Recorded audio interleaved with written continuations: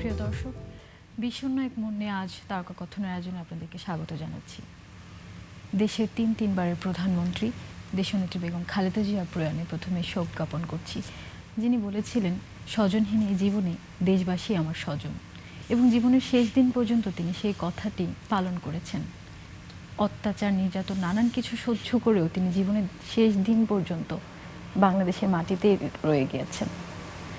তার প্রতি আমাদের শ্রদ্ধা, ভালোবাসা, সম্মান তো আছে, এবং সেই সাথে তার ব্যক্তিগত জীবনের বাইরেও তার যে কর্মময় রাজনৈতিক জীবন ছিল, সেটি থেকে আমাদের নানান কিছু শেখার আছে, অনুপ্রেরণা নেওয়ার আছে। আজকে তারকা কথনের আয়োজন নিবেদন করছি প্রয়াত নেত্রী বেগম খালেদা জিয়ার উদ্দেশ্যে। তাকে শ্রদ্ধা জানাবো, স্মরণ করবো, তার কর্মময় জীবনের দিকে ফিরে তাকাবো, কথা বলবো নানান স্মৃতি নিয়ে। আমাদের সাথে আজ দুজন অতিথি আছেন সঙ্গীত শিল্পী কনক চাপা এবং আছেন সঙ্গীত শিল্পী মনির খান। আপনাদের দুজনকেই স্বাগতম। কনক চাপার কাছে শুরুতে যাব। তিনি যখন অসুস্থ ছিলেন, আপনি তখন দেখতেও গিয়েছিলেন, এবং আমরা আপনার দেয়া একটি লেখাও পড়েছি সামাজিক যোগাযোগ মাধ্যমে, এবং আমরা আসলেই আমাদের সেই দেশনেত্রী কীভাবে গৃহবধূ থেকে সকলের নেত্রী হয়ে উঠেছেন, আপসের নেত্রী বা গণতন্ত্রের মা বা বাংলাদেশের মা, যাই বলি না কেন, এই সব কিছু নিয়ে আপনার কাছে একটু শুনতে চাই।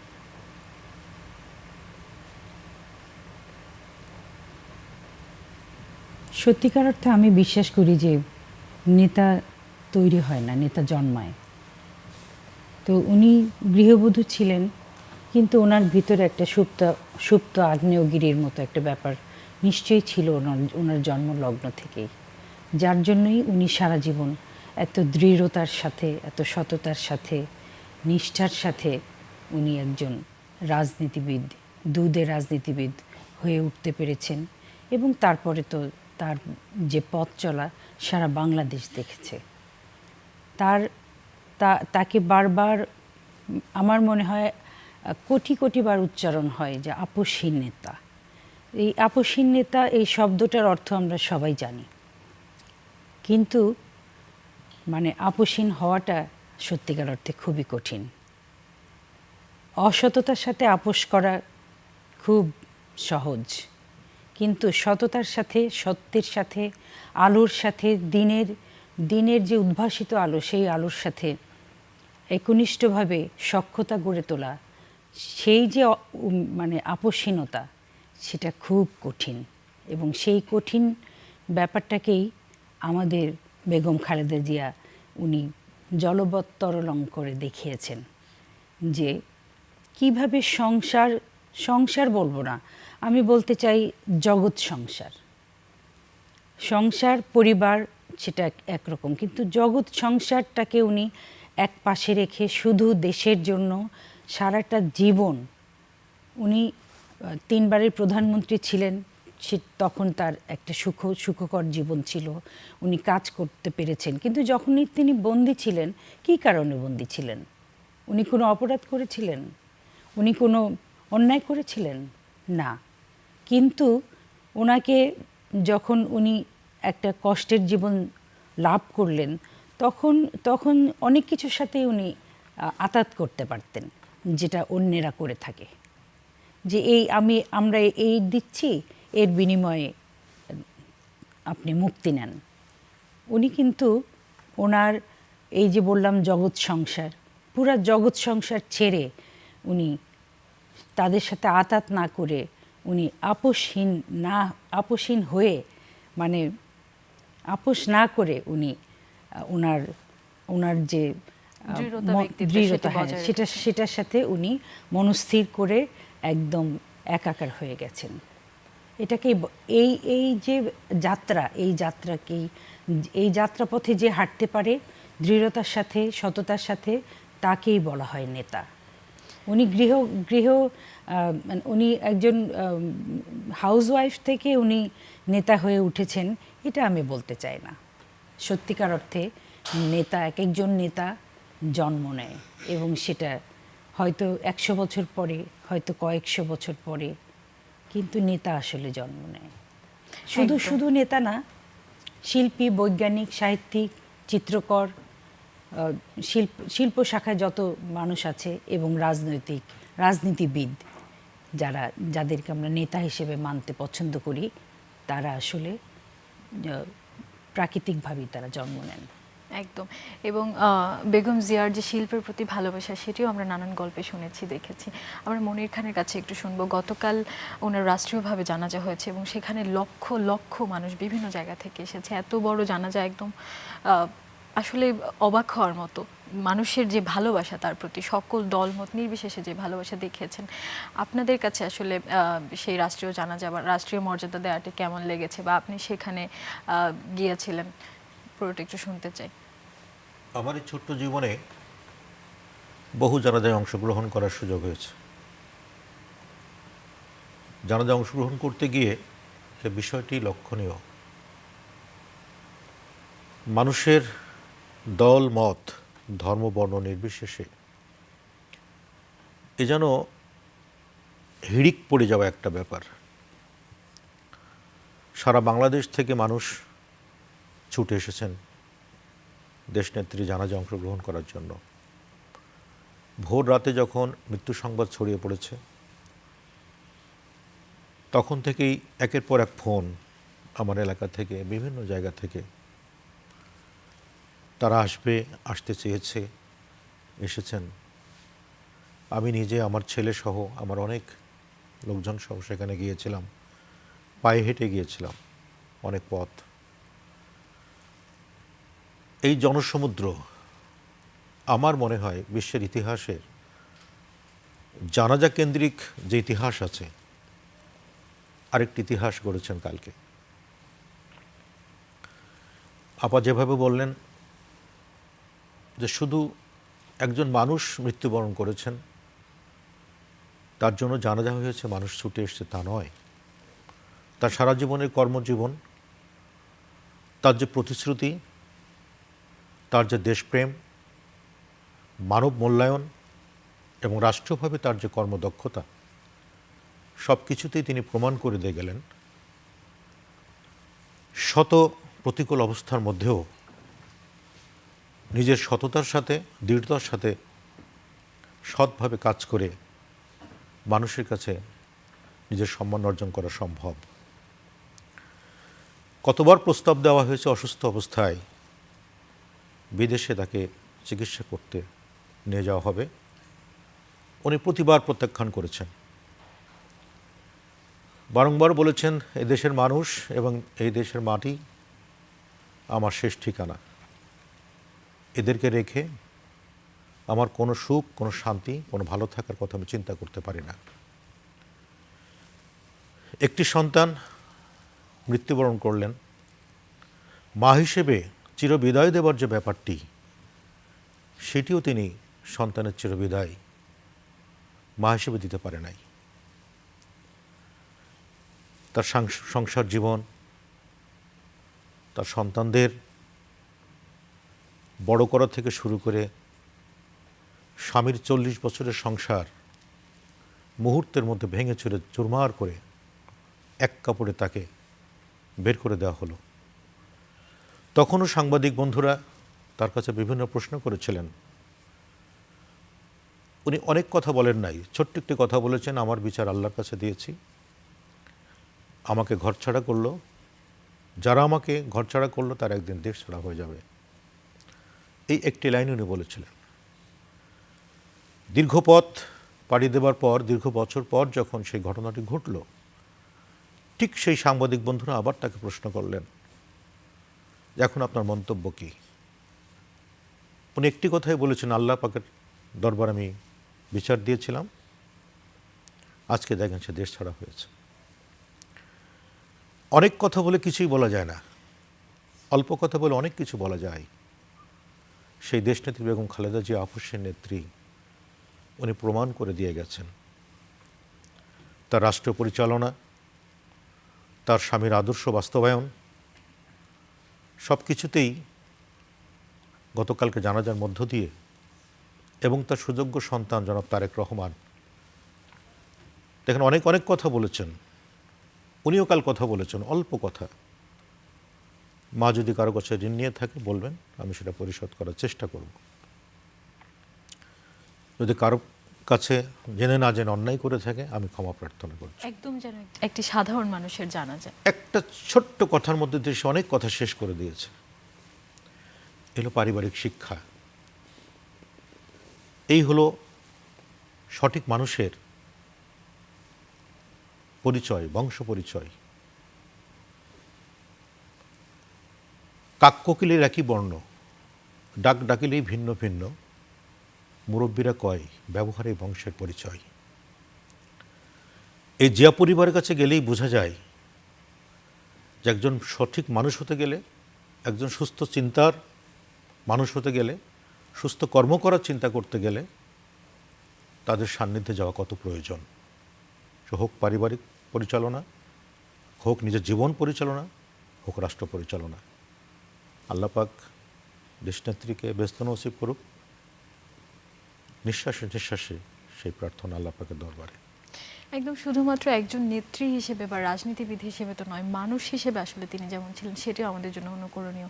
এবং এক সন্তানকে হারিয়ে আরেক সন্তান দূরে এবং স্বামীকে হারিয়ে তিনি এত সংগ্রামের মধ্যে জীবন কাটিয়েছেন। এরপরেও আমরা অনেকে বলে থাকি যে 5ই আগস্টের পরে তো তার কাছে একটা সুযোগ ছিল কিছু বলার, কিন্তু তিনি সর্বোচ্চ ধৈর্যের পরিচয় দিয়েছেন এবং বলেছেন যে তিনি কোনো হিংসা বিদ্বেষ রক্তারক্তি চান না।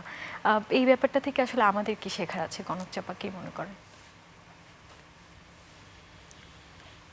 এই পুরো ব্যাপারটাতেই তো শেখার অনেক কিছু আছে, যে সব সময় অনেক চিৎকার করে অনেক কিছু হয় না, শুধু মানে একে অপরের বদনাম গেয়ে তারপরে দোষারোপ করে কিছু হয় না। অনেক সময় নীরবতার অনেক বড় শক্তি, এটা উনি বারবার বুঝিয়ে গেছেন। উনি কিন্তু সারা জীবন খুব কম কথা বলেছেন, কিন্তু যখন কথা বলতেন তখন দরকারি কথাটা খুব স্পষ্টভাবে ছোট করে তিনি বলতেন। তো আসলে অনেক কথা হয়তো ওনার মনের মধ্যে অনুরণন হতো এবং উনি তো সব কিছুই দেখতেন, বুঝতেন সব কিছু, কিন্তু উনি জানতেন যে আল্লাহর উপর তার অগাধ বিশ্বাস ছিল এবং সেই বিশ্বাসেই উনি বারবার বলেছেন, ওই যে যেরকম বলেছেন যে আমি আল্লাহর কাছে বিচার দিলাম, সত্যিকার অর্থে বিচার করার মালিক তো তিনি। এবং আবার যখন বিচার পেলেন বা মোটামুটি একটা আমরা আমাদের মানে বাক স্বাধীনতা বা যাই হোক আমরা ফিরে পেলাম, তখনও উনি ওই একটা কথাই আবার বলেছেন যে আল্লাহর বিচার আল্লাহ করেছে। তো এই যে উনি আরও অনেক কথা বলতে পারতেন, কিন্তু ততদিনে আসলে উনি যেভাবে অসুস্থ হয়ে গেছিলেন তখন একদম সেই আগের অবস্থায় ফিরে যাওয়া ওনার জন্য খুব কঠিন ছিল। আমরা যখন দেখেছি উনি সেনাবাহিনীদের অনুষ্ঠানটাতে যখন গেলেন তখন কিন্তু বুঝতে পেরেছি যে অনেক অসুস্থ, তারপরেও অনেক মনের জোর, সেই জোরে তিনি ওখানে উপস্থিত হয়েছেন এবং হাসি খুশি থেকে সবার সাথে কথা বলেছেন। এই যে নিজের শক্তি, সেই শক্তির বাইরে এসে দেশের জন্য ভাবা, এটাই একজন বড় রাজনীতিবিদের কাজ। আমি ওনাকে অনেক কাছে থেকে দেখেছি, অনেকবার দেখেছি। উনি খুবই স্মিতবাগ মানুষ, অল্প করে হেসে হেসে কথা বলতেন, কিন্তু খুব স্বল্পবাক মানুষ। উনি লম্বা লম্বা কথা বলতেন না বা অনেক কথা বলতেন না। আমরা সেটা সারা জীবন আমরা টেলিভিশনেও দেখেছি বা তার যে বক্তৃতা ছিল সেখানেও দেখেছি। তো উনি আসলে এই যে 5ই আগস্টের পরবর্তী সময়, সেই সময়ে উনি বুঝতে পেরেছেন যে বাংলাদেশ একটা ভালো সময়ের দিকে যাচ্ছে। উনি সেই জন্য উনি নিশ্চয়ই খুবই খুশি হয়েছেন, কিন্তু আমরা আসলে আমাদের তো উনি মুখ খুলে বলেন নাই, কিন্তু দেখে মানে উনি আমার কাছে একটাই আফসোস হয় যে উনি যদি বাংলাদেশের এই যে স্বাধীনতা বলি, এটা একটা দেশ একবারই স্বাধীন হয়, কিন্তু যে গণ অভ্যুত্থান, এই অভ্যুত্থানের মাধ্যমে আমরা যে মুক্ত হলাম এবং তারপরে উনি যদি আবার বিএনপির বাংলাদেশ জাতীয়তাবাদী দলের আরেকটা বিজয় দেখে যেতে পারতেন, সেটা আমাদের জন্য খুব, জাতীয় নির্বাচনটা যদি দেখে যেতে পারতেন, হ্যাঁ সেটা খুবই আনন্দের হতো। তারপরেও আমি বিশ্বাস করি যে আমরা আল্লাহর তরফ থেকে এসেছি এবং আমরা তার কাছেই প্রত্যাবর্তন করব, আমাদের এটা মেনেই নিতে হবে। কিন্তু আসলে আমরা এমন ভেবেছিলাম যে তিনি হয়তো একা একাই মৃত্যুবরণ করবেন।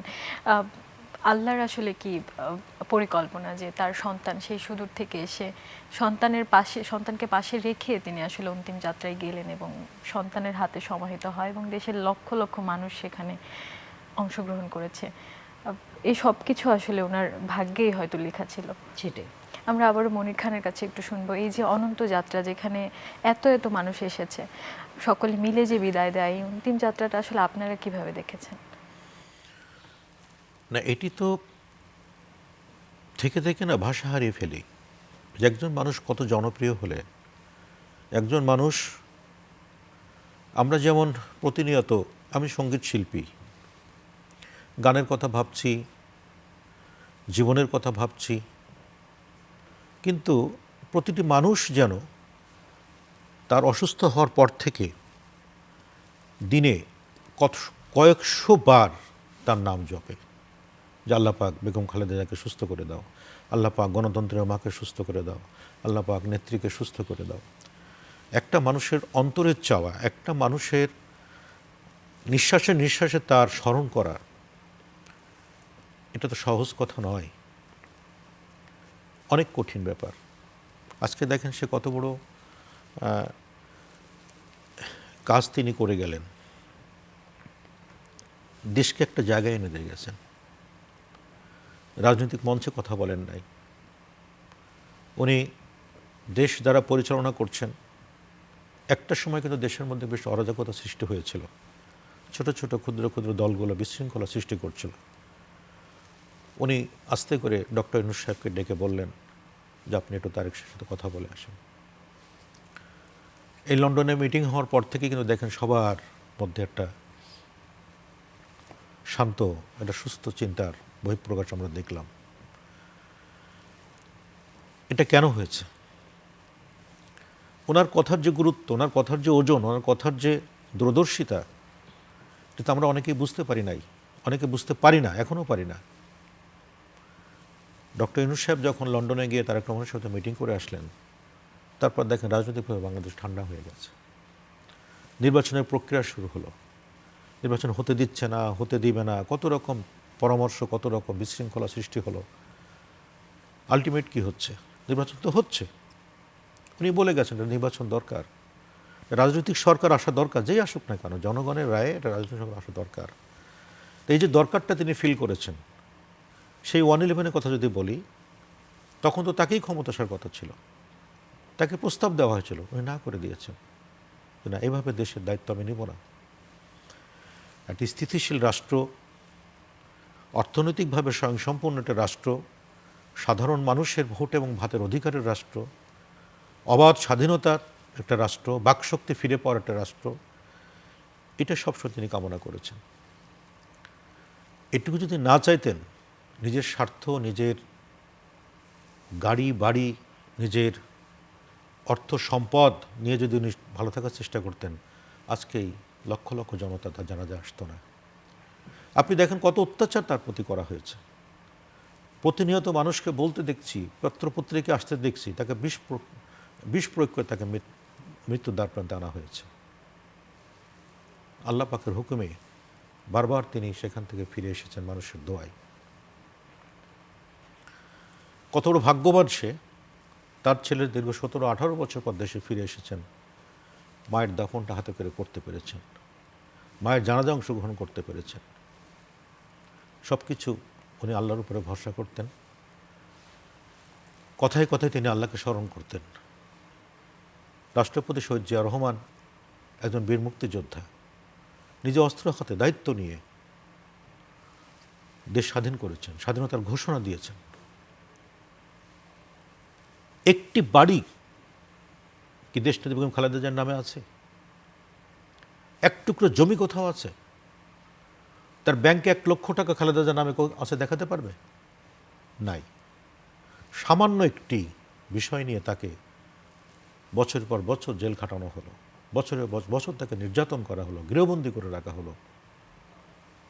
সে অবস্থার মধ্যেও কিন্তু সে কখনো নিজের স্বার্থের জন্য নিজের ভালো থাকার জন্য, নিজের বাচ্চাদেরকে সেভ করে সে সুন্দর জীবনযাপন করার জন্য কিন্তু কখনো বিন্দু পরিমাণ চিন্তা করেননি। নিরলসভাবে বলে গেছেন, আমার সন্তান যেমন আমার কাছে দামি, আরেকটা মায়ের কাছে তো তার সন্তান দামি। আমি যদি আমার সন্তান নিয়ে ভালো থাকার চেষ্টা করি, ওই মাটার কী হবে, ওই সন্তানের কী হবে, সার্বিকভাবে চিন্তা করার যে বিষয়টি, এই একজন মানুষ কোথায় খুঁজে পাওয়া যাবে, কোথায় পাব? সারা বাংলাদেশের মানুষ বাকরুদ্ধ হয়ে গেছে, আকাশ বাতাস ভারী হয়ে গেছে। কালকে জানাজায় অংশগ্রহণ যারা করেছেন, আমি দেখেছি এমন একটি মানুষ নাই যার চোখের কোনায় অশ্রুর দানা জমেনি। আমার সামনে কত লোক রাস্তায় লুটিয়ে কান্নাকাটি করছে, মা মা করে চিৎকার করছে। এরকম আহাজারি, এরকম হাহাকার, এরকম আর্তনাদ দেখা যায় না চোখে। সবই আল্লাহর ইচ্ছা, আল্লাহর হুকুম। এমন একটি মানুষ, এমন একটি নেত্রী, এমন একজন দেশপ্রেমিক আর কখন, কবে, কোথায় পাব, দীর্ঘ বছর হয়তো অপেক্ষা করতে হবে। আপা যেটি বললেন, সৃষ্টি হয় না, জন্ম নেয়, তৈরি করা যায় না। হয়তো 1000 বছরে, 100 বছরে আবার একজন বেগম খালেদা জিয়া দেশের জন্য আসবে কিনা আশীর্বাদ হয়ে, সে অপেক্ষায় দিন গুনতে হবে। তবে আমরা আশাবাদী, রাষ্ট্রপতি শহীদ জিয়া রহমানের সন্তান, বেগম খালেদা জিয়ার সন্তান তারেক রহমান, সেভাবেই তারা রেখে গেছেন। এই দেশ পরিচালনার জন্য, সাধারণ মানুষের ভাগ্যের পরিবর্তনের জন্য, অর্থনৈতিক শক্তির জন্য, সমস্ত মানুষের অধিকারের জন্য তিনি তার সর্বস্ব দিয়ে রাষ্ট্র পরিচালনার দায়িত্ব নেবেন, যদি আল্লাহ পাক সহায় থাকেন। এবং শহীদ প্রেসিডেন্ট জিয়াউর রহমান এবং বেগম খালেদা জিয়ার আদর্শ যেন আসলে তারা লালন করে, এটি আমাদের প্রত্যাশা। কনক চাপা, আপনাকে বেগম জিয়া অনেকবার ডেকে ব্যক্তিগতভাবে কথা বলেছেন, বা শিল্পের প্রতি যে ওনার ভালোবাসা, এই কথাটি একটু আগেও বলছিলাম। এই যে এই স্মৃতিগুলো আসলে কিভাবে স্মরণ করবেন? স্মৃতি বলার চেয়ে আমি অভিজ্ঞতা বলতে চাই। যে অভিজ্ঞতা হলো যে ওনার ওনার জীবদ্দশায় উনি কখনো শিল্পীদের ডেকে নিয়ে ওনার বন্দনা গাওয়ার নাই। এটা খুব বড় একটা ব্যাপার, যেটা অন্যরা করে। মানে আমার নামে গান বান্ধো তোমরা, আমার স্তুতি গাও, আমার বন্দনা গাও, এটা কখনোই উনি করেন নাই। আপনারা কোনো গানে শুনতে পারবেন না যে আমরা গেয়েছি খালেদা জিয়া জিন্দাবাদ বা এরকম সুর করে একটা গান গেয়েছি, এরকম না। উনি দেশের গান পছন্দ করতেন। উনি প্রতিটা বাংলাদেশের জাতীয় দিবসে অনুষ্ঠান হলে সেখানে গানের আয়োজন তো থাকেই। তো আমি অনেক অনুষ্ঠানে গান গেয়েছি ওনার সামনে। গানের শেষে উনি ডেকে পাঠাতেন, অনেক সময় গানের স্লিপ পাঠাতেন যে এই গানটা শুনতে চাই। একবার যেতে দে না আমার ছোট্ট সোনার গায়ে, এটা ওনার খুব প্রিয় গান ছিল। তো এই গানটা গাইতে হতো। আর গান গাওয়ার পরে উনি আবার ডেকে পাঠাতেন, উনি যেখানে বসতেন সেখানে গিয়ে দাঁড়িয়ে সালাম দিলে উনি একটা কথাই আমাকে এই জীবনে আমি অনেকবার শুনেছি ওনার কাছ থেকে। উনি খুব ছোট্ট করে বলতেন, গান খুব ভালো হয়। আমি ওনার কাছ থেকে 2বার জাতীয় পুরস্কার ওনার হাত থেকে নিয়েছি। তখনও উনি ওই একই কথা বলেছেন, পুরস্কার দিতে দিতে উনি বলেছেন গান খুব ভালো হয়। তো আমার কাছে না মানে একদম শিশু সুলভ মনে হচ্ছে মানে কথাটা, কিন্তু এখন মনে হয় যে এটা আসলে এই কথাটা একদম আমার হৃদয়ে গেঁথে গেছে। আমি প্রথমবার যখন জাতীয় পুরস্কার পেলাম তখন ছবি তোলার সময় আমি অবাক হয়ে গেলাম, আমার গায়ে কাটা দাঁড়িয়ে গেল। উনি স্পষ্ট করে বললেন, কনক চাপা তুমি আমার পিছনে দাঁড়াও। তো আমি আবার এরকম মানুষ যে আমি খুব একটা ড্যাশিং পুশিং না আর কি, যে কাউকে ঠেলে একদম জায়গা মতো গিয়ে দাঁড়াবো। ফাইনালি ওনার একদম পিছনে আমি দাঁড়াতে পারিনি, একটু সরে দাঁড়িয়েছি। আর উনি যেটা করেছেন, উনি আমাদের জাতীয় সম্প্রচার কেন্দ্রগুলোতে উনি আমাদের যে সম্মানী দেওয়া হয় সেটা আমি যখন শুরু করেছি সেই 84 সালে, তখন খুবই মানে এত ছোট অঙ্ক ছিল সেটা, যেটা আসলে লজ্জাজনক। ওখান থেকে উনি অনেকটা বাড়িয়ে দিলেন। উনি নিজের থেকেই বললেন যে এত কম কিভাবে হয়। তো উনি মানে মনে বলা যায় যে 8 গুণ 10 গুণ অর্থ সম্মানী, শিল্পীদের তো আসলে টাকা হয় না, সম্মানী দেওয়া হয়, সেটা উনি বাড়িয়ে দিলেন। এবং আমার কাছে সবচেয়ে বেশি ভালো লাগে যেটা, যে উনি কখনো ডেকে একটা একটা প্রোডাক্ট হাতে নেওয়া, প্রজেক্ট হাতে নেওয়া, যে আমার নামে, আমার স্বামীর নামে, আমার পরিবারের নামে তোমরা গান বাঁধো, এরকম কিন্তু ছিল না। বা ডেকে যে আমার স্বামীর উদ্দেশ্যে বন্দনা করে গান গাও তোমরা, এটা উনি কখনো, উনি শিল্পীদের স্বাধীনতা দিয়েছেন এবং যথেষ্ট সম্মানও করেছেন। সত্যিকার অর্থে মানে আমরা না একজন মানুষ চলে গেলে তারপরে অনেক বেশি বলি। আমি কালকে একটা জিনিস অনুভব করলাম, সেটা হলো যে ওনার রাজনৈতিক জীবন, ওনার পারিবারিক জীবন, সব কিছু প্রত্যেকটা ক্ষণে ক্ষণে আমরা শিখতে পারি, ওনাকে বই পড়ার মতো করে পড়তে পারি। আমরা যেরকম বৈজ্ঞানিকদের বই পড়ি, জীবনী পড়ি, তারপরে সাহিত্যিকদের, বড় সাহিত্যিকদের জীবনী, চিত্রকরদের, হ্যাঁ, কিন্তু ওনার জীবনটা মানে আমরা পড়লে অনেক কিছু ভালো কিছু, অনেক ভালো কিছু, বা বলা যায় সব ভালো কিছু আমরা শিখতে পারি। এবং কালকে একটা জিনিস আমি বারবার মনে করছিলাম, মানে আমার কিন্তু এখন একদম গলা বসে, কারণ কালকে আমি সারাটা দিন আমি কেঁদেছি। ওনার জানাজার যে দৃশ্য, সেটা দেখে বারবার মনে হয়েছে যে এরকমও হয়, এতটা হয়, মানে মানুষের কি ভালোবাসা। কারণ এই মানুষগুলো কিন্তু কয়দিন আগেই পরপর 2-3 বার ঢাকায় আসলো, তো সবার তো সেই একই রকম অর্থ নাই, ঢাকায় আসা আবার যাওয়া শীতের রাত্রে, কিন্তু তারপরেও তারা সেগুলো আমরা টেলিভিশন থেকে বিদায় নিচ্ছি এই মুহূর্তে, তবে আমাদের স্মৃতির কথা আসলে আমরা আরো শুনতে চাই। সেটাই আমি যেটা বলতে চাচ্ছি, যে সেটা হলো উনি ইন্তেকাল করলেন, ওনার মানে এই মহাকালের মহাপ্রয়াণ যেটা বলা যায়, কিন্তু মারা যাওয়ার সময় উনি সবাইকে এক করে দিয়ে গেলেন, একদম সমস্ত বাংলাদেশিদের এক করে দিয়ে গেলেন। এটা খুব কম রাজনীতিবিদ পারে। আমরা মনির খানের কাছে একটু শুনি, যে দলমত নির্বিশেষে আসলে তিনি কিন্তু শেষ দিকে গিয়ে সকলের অভিভাবক হয়ে উঠেছেন, সকল দলের নেতারা তাকে অভিভাবক হিসেবে মেনে নিয়েছে, সাধারণ জনগণ তো মেনে নিয়েছে। এই কাজটি আসলে কিভাবে সম্ভব হলো? না, উনি শুরু থেকে এই চিন্তাটাই করতেন। উনি কখনো ভাগ করেন নাই, উনি কখনো আমার বলতে এই শব্দটা কখনো উনি বিশ্বাস করতেন না, আমাদের। যার কারণেই দেখেন, জনাব তারেক রহমান যখন বাংলাদেশের 5ই আগস্ট নতুনভাবে একটা পরিবর্তন আসলো, একটা অনুষ্ঠান আমরা করলাম মানিক এভিনিউতে, একটা কালচারাল প্রোগ্রাম, বিজয়ের একটা প্রোগ্রাম। উনি তখন নাম দিলেন সবার আগে বাংলাদেশ। দিতে পারতেন বিএনপির আয়োজনে, বা সবার আগে বিএনপি, সবার আগে বিএনপি, এরকম হতে পারে, বিএনপি মঞ্চ বলতে পারতেন। এই প্রস্তাব কিন্তু অনেকেই দিয়েছেন, আছে না কিছু আতেল মার্কার লোক, এই প্রস্তাব কিন্তু অনেকেই দিয়েছেন, যেটা আমরা করব, বিএনপির হবে, অমুক হবে, তমুক হবে, আপনার নাম থাকবে। উনি বলেছেন নো, সবার আগে বাংলাদেশ। এবং এখানে সবচেয়ে বড় বিষয় আপনি দেখেন, তারেক রহমান সাহেব বলেছেন যে আপনারা সবাইকে দাওয়াত দিবেন, এই অনুষ্ঠানে উন্মুক্ত অনুষ্ঠান, সবাই এখানে গান করবে, দেশের শিল্পী দেশের মানুষের জন্য এখানে গান গাবে, নতুনভাবে দেশের পরিবর্তনের যে আনন্দ, সেই আনন্দ সবাই ভাগাভাগি করে নেবে। এবং মায়ের সেই শিক্ষাকেই তিনি লালন করেছেন। করেছেন, দেশকে সবার আগে রেখেছেন বলেই তিনি আসলে দেশের সকলের হয়ে উঠতে পেরেছেন। অনেক ধন্যবাদ আপনাদের দুজনকে আমাদের এই স্মৃতিচারণের মঞ্চে আজকে সময় দেওয়ার জন্য। প্রিয় দর্শক, তারকা কথনের আয়োজনে যারা এতক্ষণ আমাদের সাথে ছিলেন, আপনাদেরকেও ধন্যবাদ জানাচ্ছি। এবং প্রতিটি দিন আসলে আমাদের বেগম খালেদা জিয়ার কাছ থেকে শেখার আছে, তার যে কর্মজীবন, তার যে রাজনৈতিক জীবন, সেটি আমাদের জন্য অনুকরণীয়। তাকে আমরা শ্রদ্ধা এবং ভালোবাসায় স্মরণ করব, এই প্রত্যাশায় আপনাদের সুস্থতা ও মঙ্গল কামনা করে তারকা কথনের আয়োজন থেকে বিদায় নিচ্ছি।